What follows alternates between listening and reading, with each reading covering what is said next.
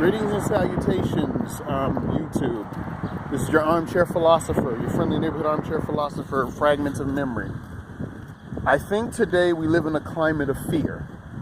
We live in a climate of tension, racial, gender, social, and social media has definitely ramped things up. I think when we come to these platforms to get things off our chest, we have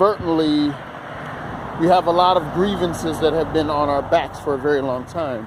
So the internet has been both a blessing and a curse in this sense, where what may have just been limited to a private opinion that you spoke about at the bar or in the kitchen with your family or at the dinner table, or even sitting on the couch watching the game with your buddies, now it's amplified in the public space. In this case, a virtual public space. So I think right now,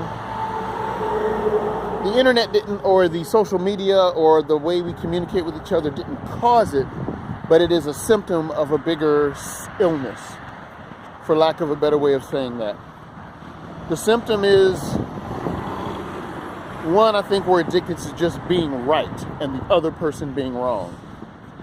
Black, white, male, female, because when I see the conversations being had online, don't get me wrong, I've come online with my own personal grievances, my own personal heartaches and disappointments, and I've allowed those content creators and those speakers and those would-be gurus to speak to me. The things they say have resonated with me because I have felt disgruntled, I have felt outcast, I have felt pushed to the side, I have felt belittled and, for lack of a better word, shitted on by certain individuals.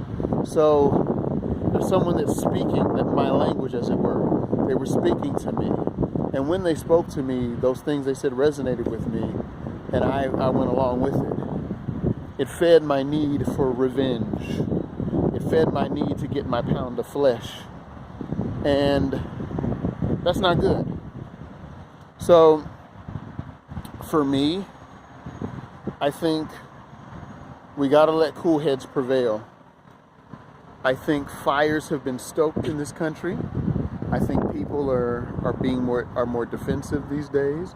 People are more angry. People are more filled with their indignation to try to right the wrongs that have been done to them. And it's all boiling. It's even in our seats of power, our government, and things like that.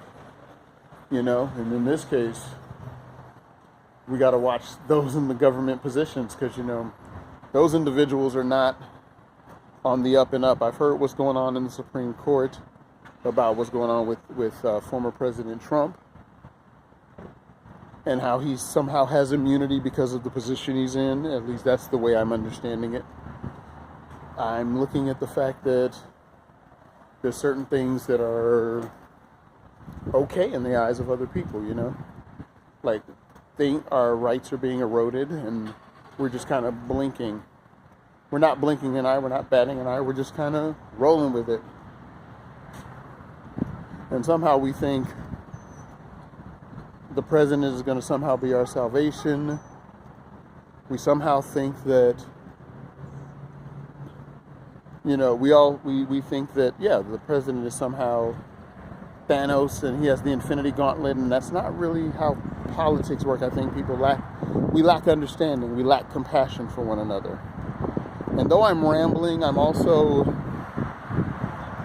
just got some things on my mind. So it's me just saying, how the hell did we get here?